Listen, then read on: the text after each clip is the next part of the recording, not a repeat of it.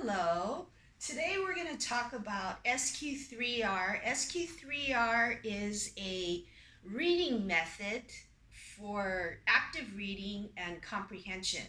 So,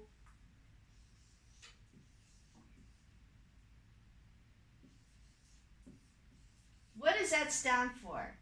S stands for survey. The Q stands for question.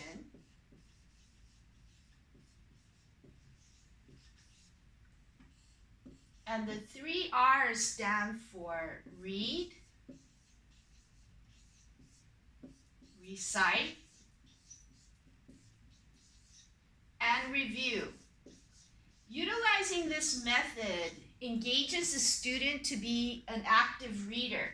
So instead of just opening the book and passively reading, a good way to begin is with surveying what you're about to read. So if we take this book, Management of Organizational Behavior, and we turn to the first chapter, it's good for the student to just get a lay of the land and take a look at pictures, take a look at subheaders, see if there's any graphs, and just get a basic overview of what this chapter is going to be about. It's also good to read graphs, and notice the captions for the photos. Then the next step is to question. What is this chapter about? What is this book about? What is this chapter about? Go back to the end of the chapter and see if there's questions that the student would have to answer at the end of reading the chapter and review those. Then the next step is the 3 R's. So of course, step 1 is to read it, and then 2 is to recite, and 3 is to review. So reading, then recite to yourself. The student does this by themselves, by section. So what did I just read? What was that about? Pause for a moment. Ask themselves questions. They can talk about it out loud to themselves.